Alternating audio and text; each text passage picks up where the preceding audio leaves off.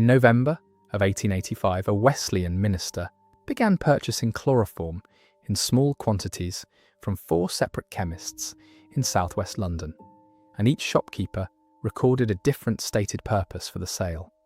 It was not the purchases themselves that drew attention at first, but the death that followed a few weeks later and the smell that lingered in the room where it occurred. The woman later accused of causing that death was Adelaide Bartlett, born de la Tremoille around 1855. She was approximately 30 years old at the time of her husband's death, and she was his wife of nearly 11 years. Pimlico, in the closing weeks of 1885, was a respectable district of stuccoed terraces in southwest London, close to the river, home chiefly to professional and tradesman families of moderate and settled prosperity. It was not a neighbourhood associated with either poverty or fashionable society, but with the ordinary comforts of grocers, clerks, and their households. The Bartletts occupied furnished rooms at Claverton Street within this district as tenants of a landlady who lived on or near the premises. The household included one domestic servant, a maid named Alice Fulcher, whose duties placed her within call of the family at all hours. The rhythms of the household, as later recorded, were unremarkable. A comfortable grocer's establishment, a wife considerably younger than her husband, and no history of the kind of financial distress that features in many cases of this era. Edwin Bartlett managed and held an interest in the family grocery firm of Bartlett and Company, and the business was, by all surviving accounts, solvent and functioning normally throughout this period. It was into this setting, ordinary in nearly every visible respect, that the events of the new year would intrude. Adelaide's origins are not established with confidence in the surviving record. She was reported to have been born in or near Orléans, France, around 1855, and she was widely believed, though not confirmed, to have been illegitimate. Accounts describe her early life as divided between France and England, with an English relative or guardian, connected in some fashion to the Bartlett family, taking an interest in her upbringing. The precise nature of that connection is not established, and the record does not permit further reconstruction of her parentage or childhood beyond these bare particulars. She met Edwin Bartlett through his family's connections, and the two were married in 1875 when she was approximately 20 years old and he approximately 30. There is no documented history, prior to her marriage, of suspicious deaths, prior unions, or criminal association attaching to Adelaide Bartlett. In 1881, 6 years into the marriage, she bore a child who was stillborn. This was the only child of the marriage, and the stillbirth is recorded as a settled fact in the accounts prepared at the time of the later inquest and trial. No further children followed, and the record does not indicate that the stillbirth was treated, at the time, as anything other than a private sorrow within an otherwise conventional household. Beyond this, the 11 years of the marriage, prior to the events of December 1885, are documented chiefly through the testimony later given regarding its unusual character, which will be addressed in its place. What can be stated plainly is that Adelaide Bartlett entered the winter of 1885 as the wife of a prosperous London tradesman, in a household with no recorded debt, no recorded scandal, and no prior brush with the law. If you value cases preserved through court records, testimony, and verified documents, follow or subscribe wherever you're listening. The record resumes in Pimlico in the final months of 1885. Thomas Edwin Bartlett, known to his household as Edwin, was born in 1845 and was approximately 40 years old at the time of his death, roughly 10 years older than his wife. He was a grocer by trade connected to the family firm of Bartlett and Company, and he held a position of some standing and comfort within that business. Contemporary accounts describe him as a man of pronounced, and by the standards of his contemporaries, unusual habits with respect to his marriage. According to the account Adelaide later gave, first at the inquest and subsequently relayed at trial through others since she herself could not testify there. Edwin had, from early in the marriage, expressed a preference that the union be, for extended periods, more a companionship of minds than a conventional domestic arrangement. He took a close personal interest in his wife's education and engaged tutors on her behalf, a practice that would in time bring the Reverend George Dyson into the household. Edwin Bartlett's health in the months before his death was not robust.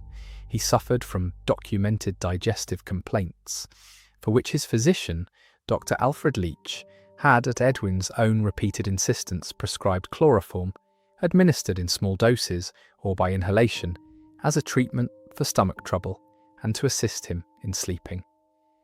This detail would become central to the events that followed. He also suffered from dental trouble in the final days of December 1885.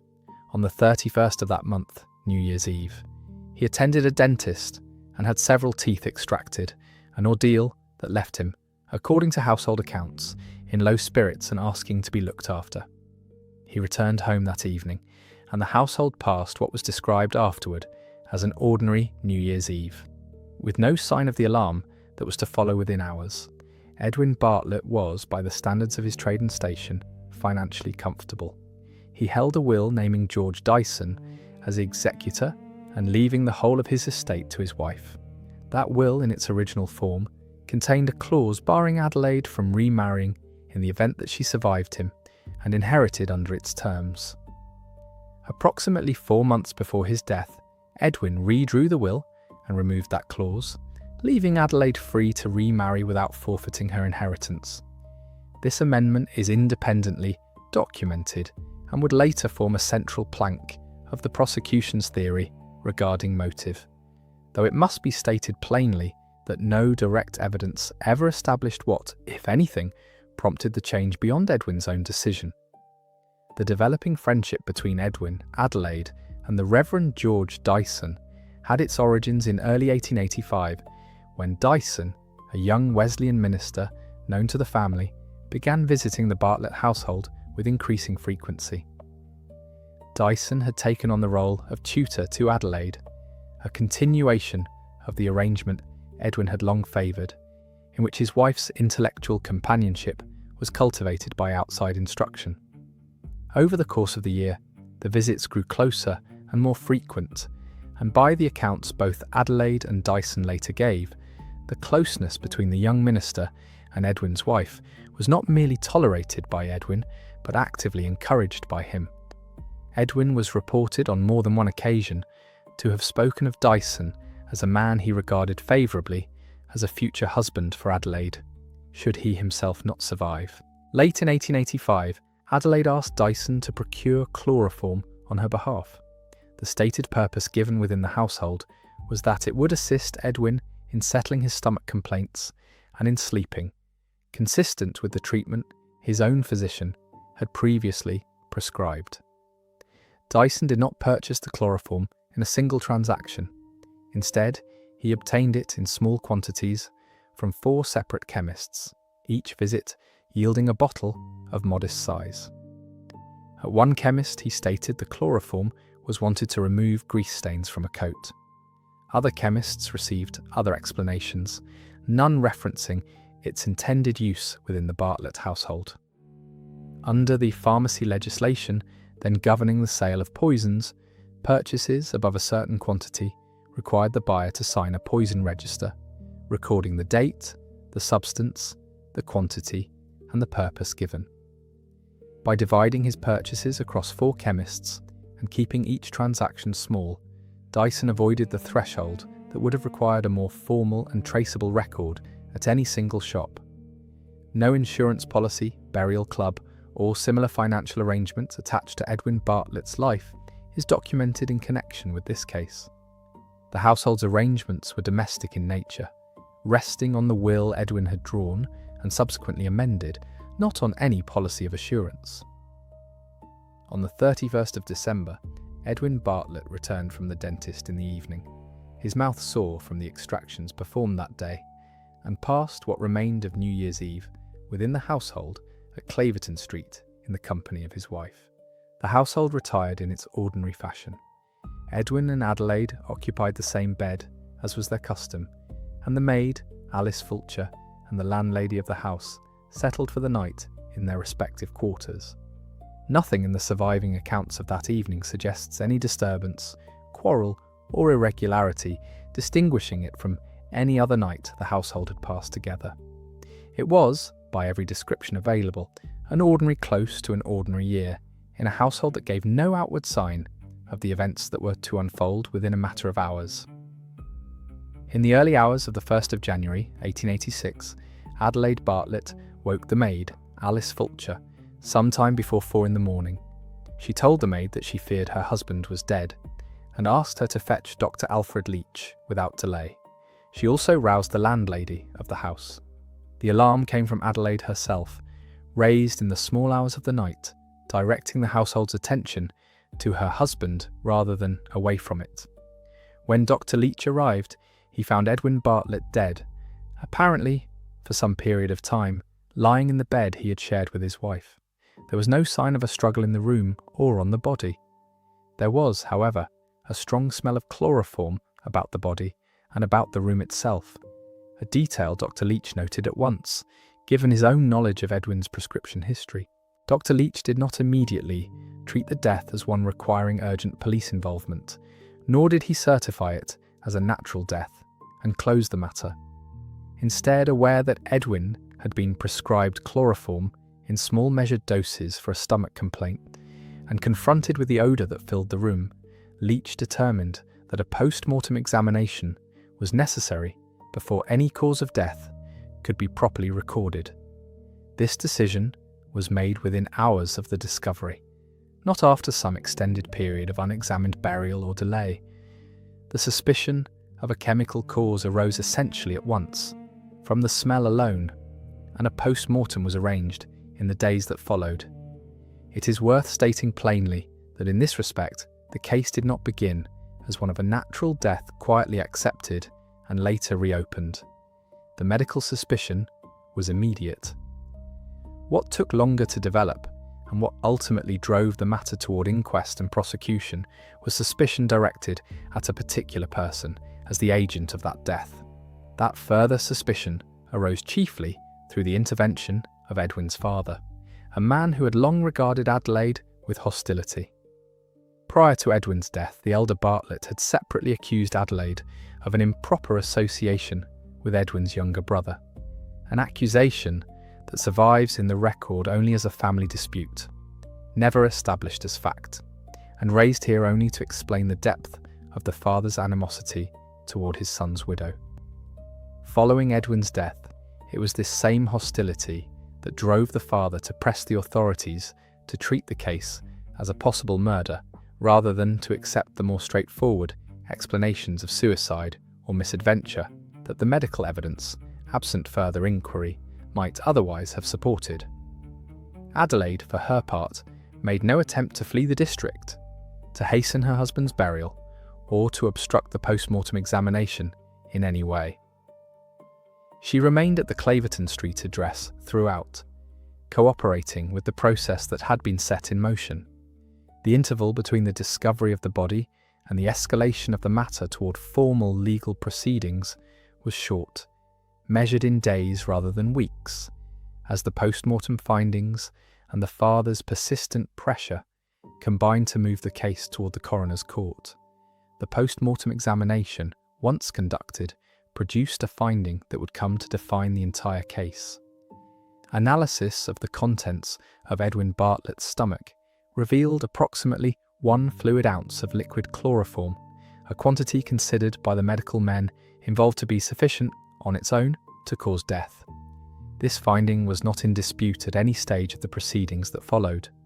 What was in dispute, and what no examination, then or since, has ever resolved, was how that quantity of liquid chloroform came to be inside a dead man's stomach in the first place.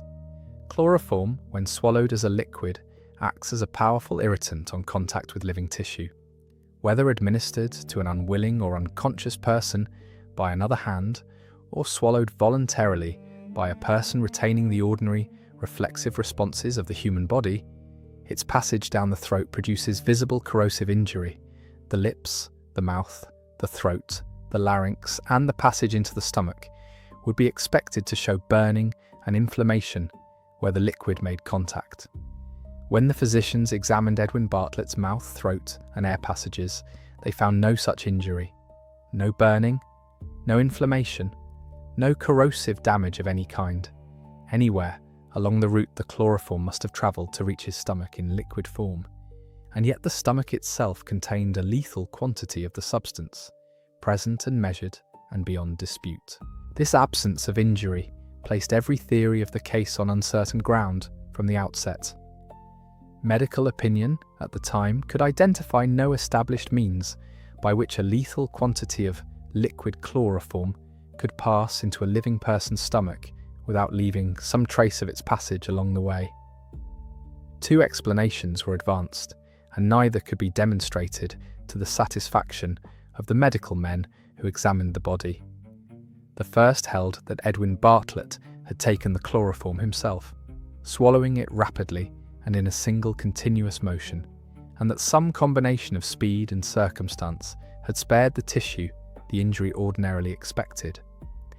The second held that the chloroform had been administered to him by another hand while he slept or lay otherwise insensible, though this explanation faced the identical difficulty, since chloroform's corrosive action on tissue does not depend upon the consent or awareness of the person who receives it, only upon contact. Neither theory could account fully for what the physicians had found, and neither could be ruled out by any test then available. The chemical identification of chloroform in the stomach was not itself in question. Establishing its presence was a straightforward matter of distillation and recognition of the volatile liquid, well within the competence of the analysts engaged. The unresolved question was never what killed Edwin Bartlett. It was how the substance that killed him came to be where it was found, in a form and a quantity that left no mark of its own arrival. Following the coroner's involvement and the post-mortem findings, both Adelaide Bartlett and George Dyson were taken into custody. Dyson on suspicion of having been an accessory before the fact through his procurement of the chloroform, Adelaide on suspicion of having administered it. No verbatim record survives of any statement Adelaide made to the police at the moment of her arrest. Her fullest account of the circumstances leading to her husband's death would emerge instead through her testimony before the coroner, since the law of the time would permit her no opportunity to speak under oath at any trial that followed her formal charge. The inquest was held before the coroner, Mr. A. Braxton Hicks. Braxton Hicks took the notable step of pressing Adelaide to give evidence before him, and he did so for a specific and well-documented reason. He recognised that once she was formally charged with a criminal offence, the law then in force would bar her from testifying in her own defence at any subsequent trial. The inquest, held before a coroner's jury rather than a criminal court, represented her only opportunity to place her account before any legal proceeding in her own words under her own oath. She testified to the character of her marriage as one in which Edwin had, for periods, preferred an arrangement closer to companionship than convention, and to his own encouragement of her friendship with George Dyson, whom Edwin had spoken of as a suitable husband for her in the event of his death. The coroner's jury, having heard this account alongside the medical evidence and the circumstances of the chloroform's purchase, returned a verdict of willful murder against Adelaide Bartlett, and named George Dyson an accessory before the fact, on the theory that his procurement of the chloroform at Adelaide's request made him complicit in what had followed. Both were committed for trial and formally arrested on the strength of that verdict. The trial opened at the Central Criminal Court, commonly known as the Old Bailey, on the 12th of April, 1886. It drew extensive press coverage, both within Britain and abroad, coverage driven in substantial part by the unresolved medical question the case presented. Both Adelaide Bartlett and George Dyson stood charged at the outset of proceedings, but at the very start of the trial, the prosecution announced that it was dropping the charge against Dyson. He was formally acquitted on the spot, a procedural decision with two immediate consequences. It freed the Crown to call Dyson as a witness against Adelaide, no longer bound by the restrictions that would have applied had he remained her co-defendant, and it allowed the defence equally to draw upon his account without the complications a joint trial would have introduced. The charge against Adelaide Bartlett alone proceeded to trial as a charge of wilful murder. She entered a plea of not guilty.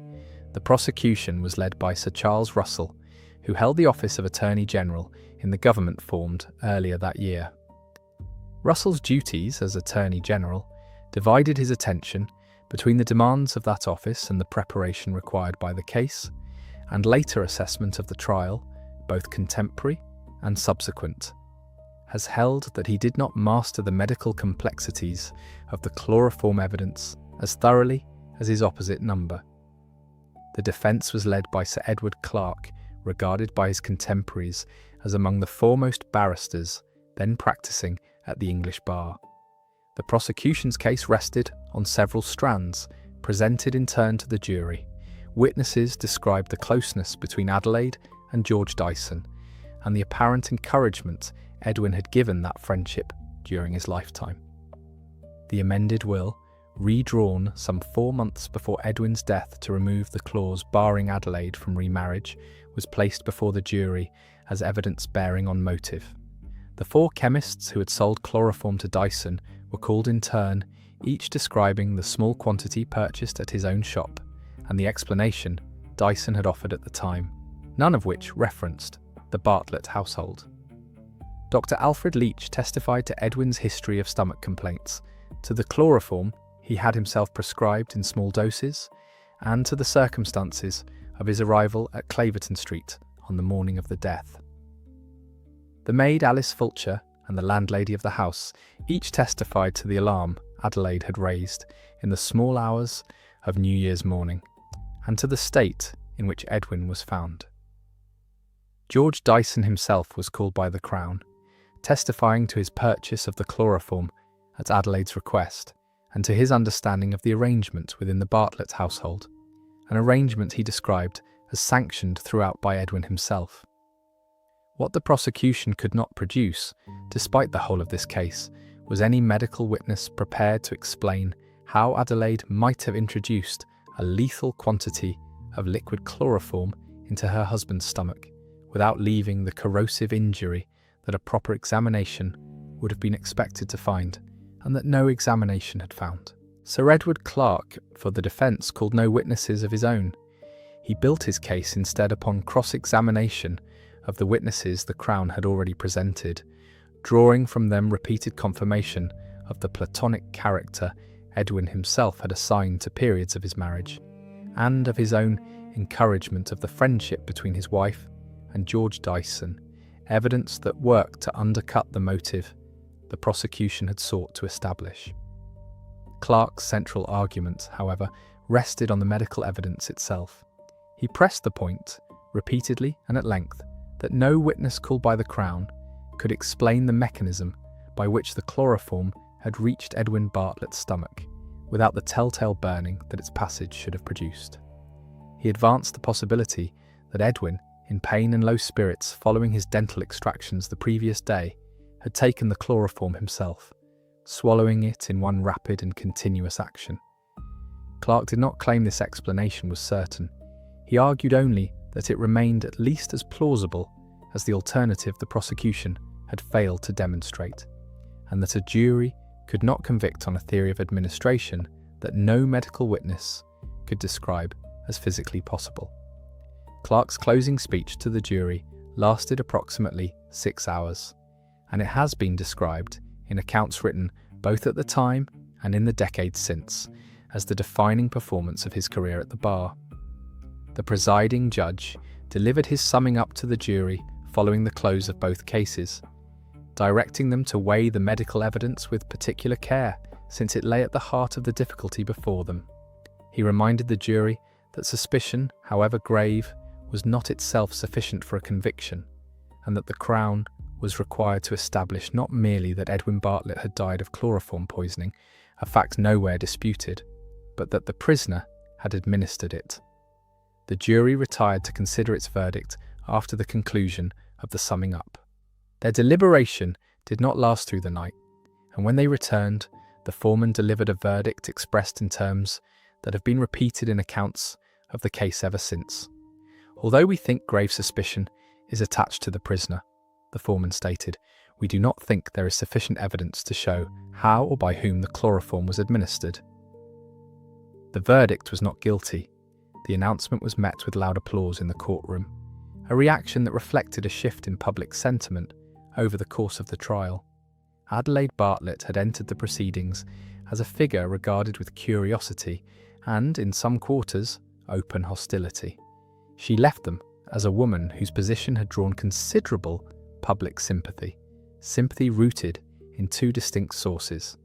The first was the plain force of the medical impossibility that had run through the entire case, a difficulty no witness on either side had been able to resolve. The second was her position under the law as it then stood, a law that had permitted her to be tried for her life, without ever permitting her to speak a single word under oath in her own defence. She was discharged from the dock a free woman, with no sentence to serve and no further proceeding to answer. In the years that followed the verdict, opinion on the case did not settle into agreement, and later writers divided sharply over what the jury's words had actually meant.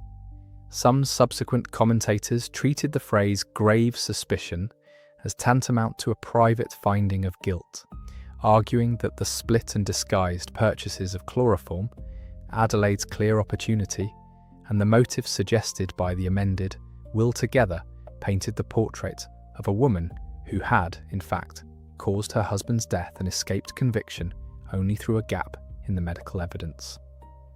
These later accounts have proposed various speculative mechanisms by which chloroform might have been introduced to a sleeping man without the corrosive injury the physicians expected, including the possibility that it was inhaled or aspirated rather than swallowed in the ordinary sense, or that death followed with sufficient speed to limit the tissue's reaction. None of these later proposals has ever been established as fact, and none was available to the jury that heard the case in 1886.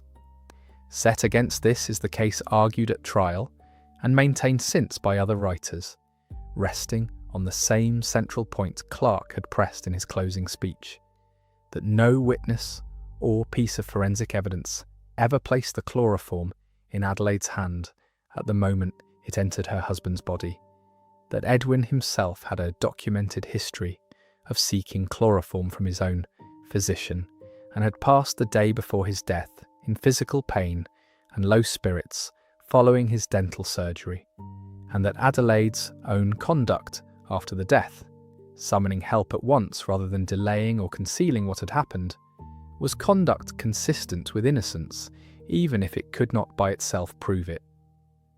The jury's own words, read plainly, resolved neither position. They stopped short of a finding of guilt, and they stopped equally short of a finding that the suspicion attached to Adelaide had been unwarranted. What the verdict settled was the question of criminal liability. What it left open, and what has never since been closed by any subsequent examination of the case, was the manner in which the chloroform came to be in Edwin Bartlett's stomach at all.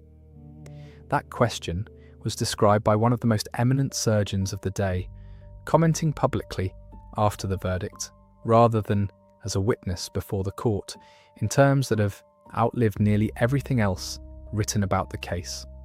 He remarked that now that she had been acquitted and could no longer be tried again for the same offence, she ought, in the interest of science, to tell them how she did it. The remark attributed to Sir James Paget circulated widely in the weeks following the trial, repeated in newspaper columns and medical circles alike, and it captured something of the frustration felt by the medical profession at having been unable to resolve, before judge and jury, a question that remained as open on the day of the verdict as it had been on the morning the body was found.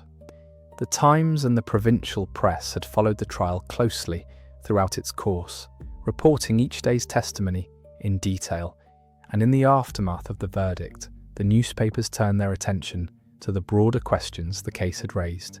Questions of medical science, of the law's treatment of the accused, and of a household arrangement that many readers found difficult to reconcile with conventional expectation. What became of Adelaide Bartlett after her discharge from the Old Bailey is not established in the reliable historical record. She and George Dyson both effectively disappear from documented public life following the trial's conclusion. Various accounts, none independently verified, have circulated in the decades since. Some hold that she emigrated to the United States and lived into old age, dying in Connecticut at some point after 1933. Others claim that she and Dyson eventually married one another. Still others maintain that the two never met again following the conclusion of the trial.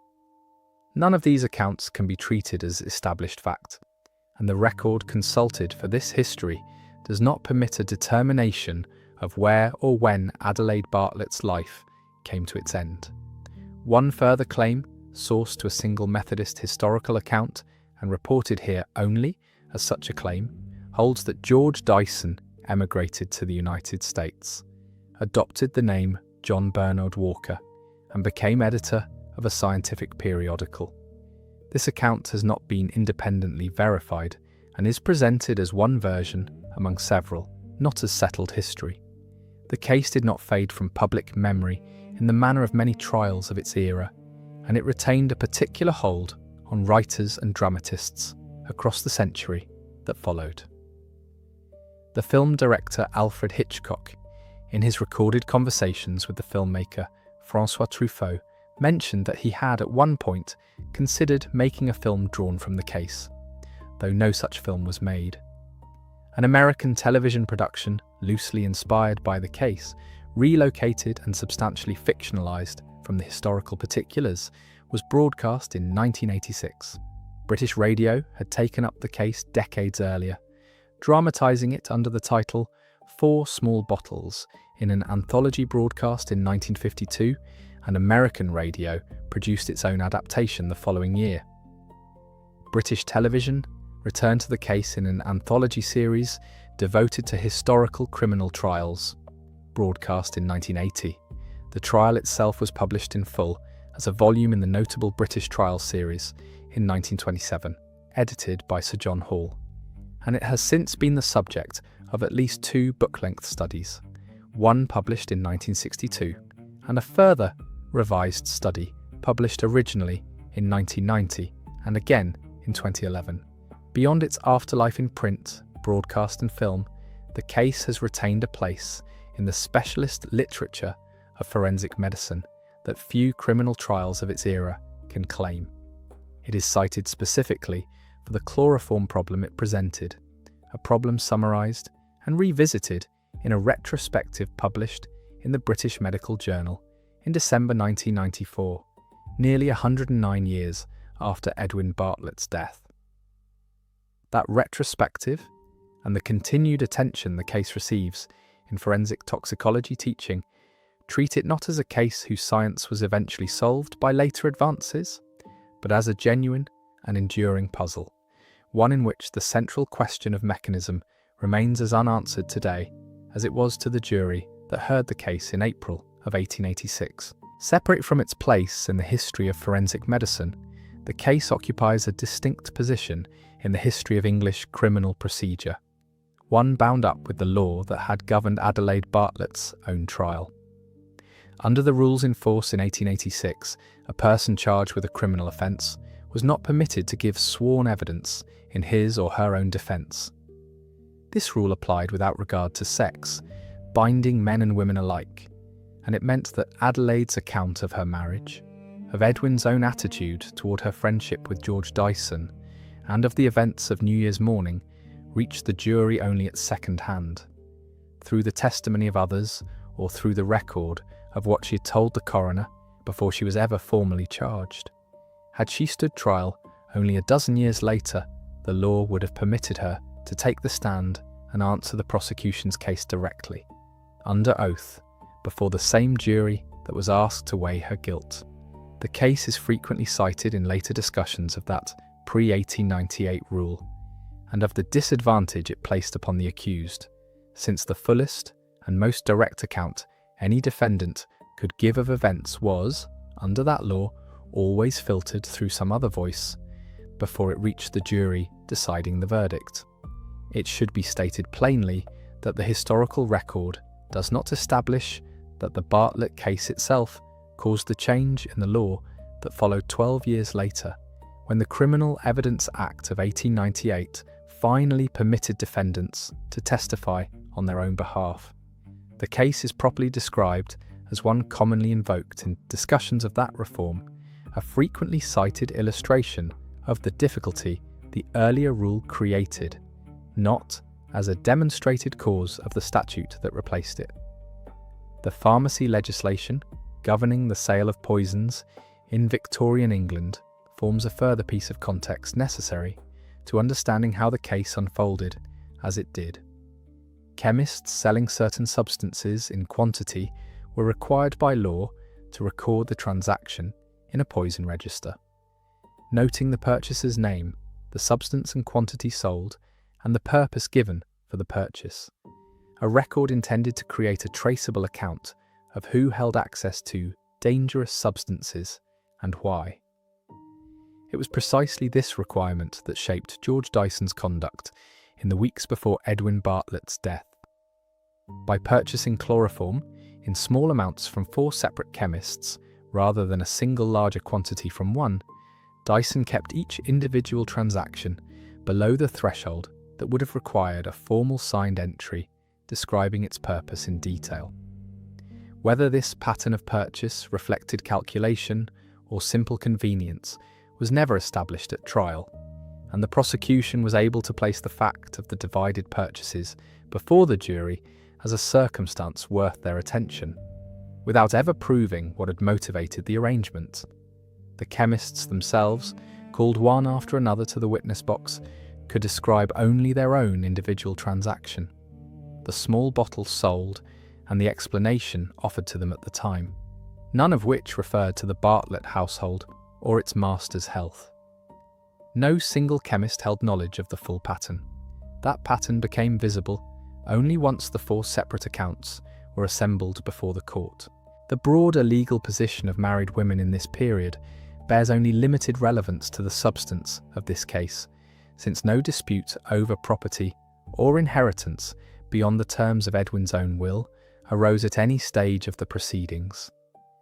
What mattered far more directly to the shape of the trial was the rule barring any criminal defendant from testifying, a rule that structured the entire contest between prosecution and defence, and left Sir Edward Clarke to build his case not upon his client's own words before the jury, but upon the gaps and silences in the case the Crown itself had presented. It was, in the end, precisely those gaps, the absence of any medical witness able to explain how the chloroform reached Edwin Bartlett's stomach, that gave Clarke his 6 hours before the jury, and gave the jury the words it ultimately returned. The case entered the record not as a mystery solved by clever advocacy or superior science, but as one in which the limits of Victorian medicine and the limits of Victorian criminal procedure met at the same moment, in the same courtroom, and produced a verdict that answered the question. The law required it to answer, while leaving untouched the question everyone actually wanted answered. The courtroom in which the case was tried filled to capacity each day. Proceedings were held, the public gallery drawing spectators from well beyond the ordinary circle of legal observers who attended the Old Bailey's routine business. Members of the public queued outside the building in the hours before the doors opened, and newspaper correspondents occupied a dedicated press bench from which the daily reports that filled the following morning's columns were composed. The presiding judge sat beneath the sword of justice mounted above the bench, as was customary in that court, with counsel for the Crown and counsel for the defence seated at facing tables below, their clerks and papers arranged around them. Adelaide Bartlett occupied the dock, positioned so that she faced the witness box directly, and it was from that fixed position, without the freedom to step forward or to speak except through her counsel, that she observed the whole of the case constructed and contested around her over the course of 6 days of testimony and argument. The medical dispute that ran beneath the whole of the proceedings deserves to be understood in the terms the physicians themselves used before the court, since it was in those terms and no others that the jury was asked to reach its verdict. Toxicology, as a distinct branch of medical practice, was, in 1886, a comparatively young discipline, and its established tests were designed chiefly around metallic poisons, substances such as arsenic, which could be recovered from tissue through chemical processes and identified with a high degree of confidence regardless of how they had entered the body. Chloroform presented a different problem entirely. As a volatile liquid, its presence in the stomach could be established through distillation, a process by which the substance was recovered from the tissue and identified by its own chemical properties. And on this point, the analysts engaged by the Crown faced no serious difficulty. The 1 fluid ounce recovered from Edwin Bartlett's stomach was measured, distilled, and identified with a confidence that none of the medical witnesses for prosecution or defence ever contested. The difficulty that no test of the period could resolve was not what the substance was or how much of it there had been, but the entirely separate question of how a liquid of that character, applied to living tissue, could pass from mouth to stomach without producing the corrosive injury that direct contact with chloroform in its liquid form was known, from other documented cases, to cause. This was not a gap in the analyst's competence.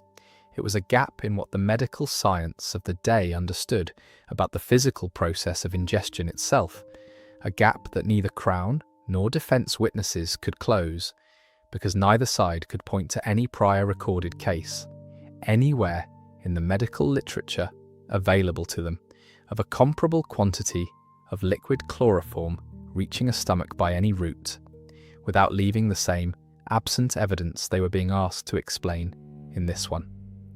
Dr. Alfred Leach, called early in the proceedings, testified at length to the prescription history that had brought chloroform into Edwin Bartlett's life in the first place, describing the small measured doses he had provided for his patient's stomach complaints and his patient's own insistence, repeated across several consultations, that chloroform in particular, rather than any other remedy, be the treatment prescribed.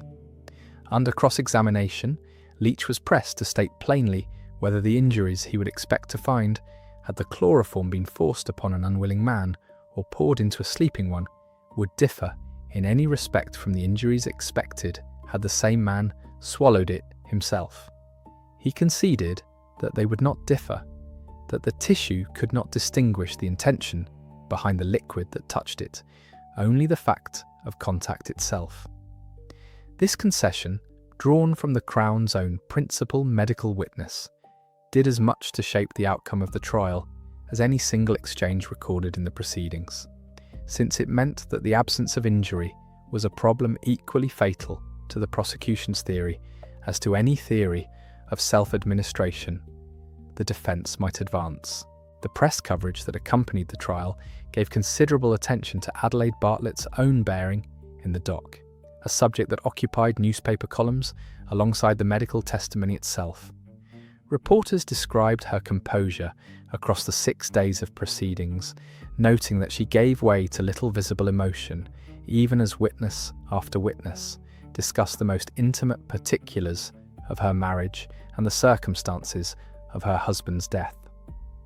Her French birth was remarked upon repeatedly in the press accounts of the period, treated by several correspondents as a point of curiosity that set her apart from the more familiar figure of the English defendant, and some coverage dwelt at length on her position between the two men whose testimony and history had brought her to the dock, her husband, whose death was in question, and the young minister whose friendship with her had featured so prominently in the case the Crown had built. This treatment, consistent across much of the surviving press record, characterised contemporary fascination with the case as resting on more than the medical puzzle alone, extending also to Adelaide Bartlett's own person, her manner, and her foreign origins, though the newspapers of the day stopped short in the main of asserting any conclusion the court itself had not reached. The inquest proceedings before Braxton Hicks extended across several sittings, held in the weeks following Edwin Bartlett's death, and it was over the course of those sittings that the coroner assembled the evidence that would ultimately shape the case brought before the criminal court.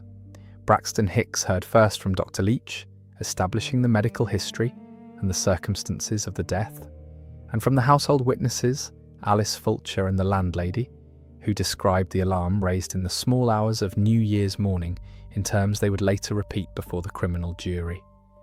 It was only once this foundation had been laid that Braxton Hicks turned to Adelaide herself, inviting her testimony in the knowledge, plainly stated by him for the benefit of the inquest jury, that no such opportunity would arise again once any formal charge was laid against her.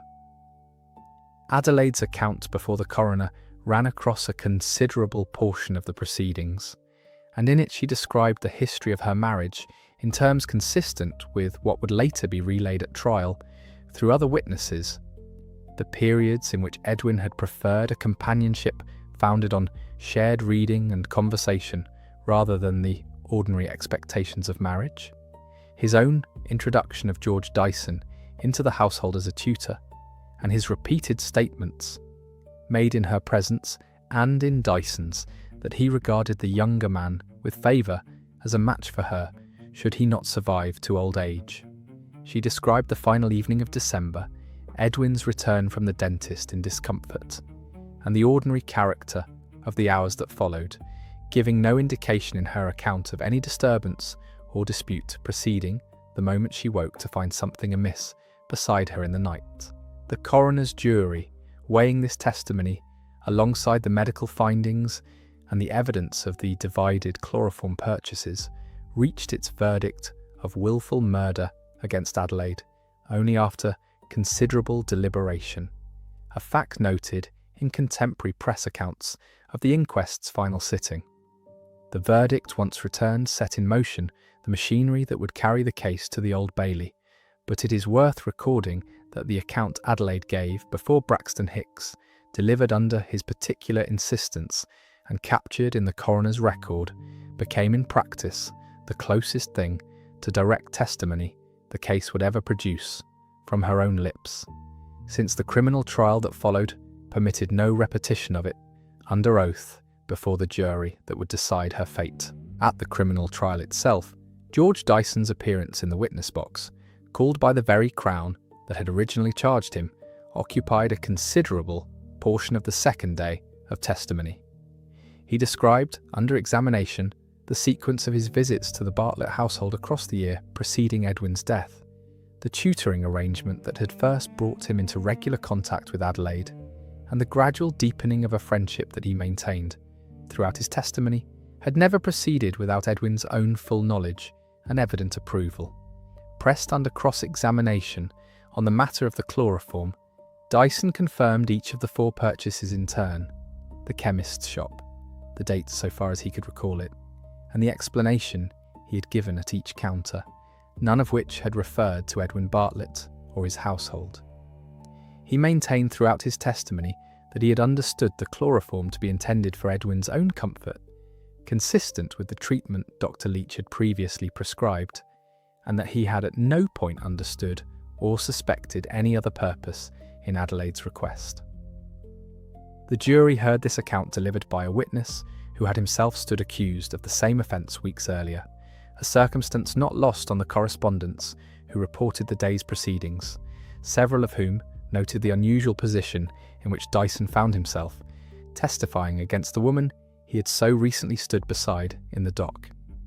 Alice Fulcher's testimony before the criminal jury returned in detail to the events of the night itself, and under examination she described the household's retirement at what she recalled as a reasonably early hour, the family and its single servant settling for the night in the ordinary manner following the modest observance of New Year's Eve the household had kept. She testified that she was awakened by Adelaide's voice and by a knock at her door, sometime before 4 in the morning, and that Adelaide's manner in that moment was, by her account, one of evident distress rather than composure, a detail the defence drew out with some care, since it bore directly on the question of what state of mind the household's only servant had observed at the moment the alarm was first raised. Fulcher described making her way to the room shared by Edwin and Adelaide, finding him as he'd been discovered, and being sent at once to summon Dr. Leach, a task she carried out without delay, dressing hurriedly and going out into the street while the landlady remained with Adelaide in the room. The landlady's own testimony corroborated this sequence in its essential particulars, describing her own awakening, the sight of Edwin Bartlett in the bed, and the smell that had already begun to fill the room by the time she entered it, a detail she recalled with some precision under questioning, since it was this same odour that had first alerted Dr. Leach to the possibility of a chemical cause once he arrived. The 4 chemists were called to the witness box in sequence, each testifying only to the single transaction conducted at his own shop, and the cumulative effect of their combined evidence, heard one after another across a portion of the trial's 3rd day, was to place before the jury a pattern that no single witness among them could have described on his own. The first chemist recalled selling a small quantity of chloroform to a young clergyman who had explained it was wanted to remove a stain from a garment. The second recalled a similar transaction, the purchaser giving a different reason, related to a minor domestic remedy rather than any stain. The third and fourth chemists gave their own accounts in turn, each consistent in its particulars, with a purchaser seeking to avoid the appearance, at any single shop, of acquiring more than an ordinary household quantity of the substance. None of the 4 testified to any suspicion at the time of sale, and each stated under cross-examination that the transaction had appeared, in isolation, entirely unremarkable, a small purchase of a substance in common enough use that its sale in modest quantity required no particular justification beyond what the purchaser had offered. It was only when the 4 accounts were laid side by side before the jury, as the prosecution had assembled them, that the pattern Dyson's purchases described became visible as a pattern at all, a circumstance the prosecution urged the jury to weigh as evidence of a deliberate effort to avoid the scrutiny a larger single purchase would have invited, and which the defence, in cross-examining each chemist in turn, sought to characterise as equally consistent with simple caution or convenience on Dyson's part, absent any proof of the intention the Crown ascribed to it. The reflective weight of this circumstantial pattern rested, in the end, on an inference the prosecution asked the jury to draw, rather than a fact any witness could state directly, and it stood alongside the remaining strands of the Crown's case as one more piece of a structure built entirely from circumstance, since no witness, chemist, servant, physician, or family member had seen the fatal dose administered or could testify to the moment it passed from bottle to body. This was the underlying difficulty that ran beneath every strand of evidence the prosecution assembled across the 6 days of trial. Each piece taken alone established only a fact capable of an innocent explanation as readily as a guilty one. The divided purchases could reflect calculation or simple habit. The closeness with Dyson could reflect an unconventional but genuine domestic arrangement, sanctioned throughout by the one man withstanding to object to it, or it could reflect something the household's outward account concealed. The amended will could reflect a husband's ordinary wish to free his wife from an old restriction, or it could reflect a motive the Crown was never able to substantiate through any direct evidence of intention. It was the accumulation of these pieces, rather than any single one among them, that had carried the case to trial in the first place, and it was the same accumulation that the jury was ultimately asked to weigh against the one immovable fact that no accumulation of circumstance could overcome: the absence of any injury to explain how the chloroform had reached its destination. Sir Charles Russell, in his own closing address delivered before the judges summing up, acknowledged this difficulty directly, urging the jury nonetheless to consider the whole pattern of circumstance together rather than in isolation, and to ask themselves whether the cumulative weight of purchase, opportunity, and apparent motive did not point more plausibly toward the prisoner than toward any theory of self-administration the defence had proposed. He reminded the jury that Edwin Bartlett had shown no prior indication in any testimony before them of an intention to end his own life, and that a man in physical discomfort following a dental procedure was not, without further evidence, a man presumed to be contemplating his death. Sir Edward Clarke, following him, returned to the same medical ground he had occupied throughout the trial, arguing that the absence of any explained mechanism was not a gap the jury could fill with inference alone, however suggestive the surrounding circumstance might appear, since the law required the Crown to prove the manner of the offence, not merely to render it plausible. The exchange between these two closing positions, delivered across the trial's final day before the judge addressed the jury, framed the choice finally placed before them with a clarity that the newspapers reporting the case captured at length. The whole of the Crown's circumstantial structure set against the one forensic fact that no advocate on either side could explain away. She was acquitted. No other person was ever charged. The case was not solved. It was closed.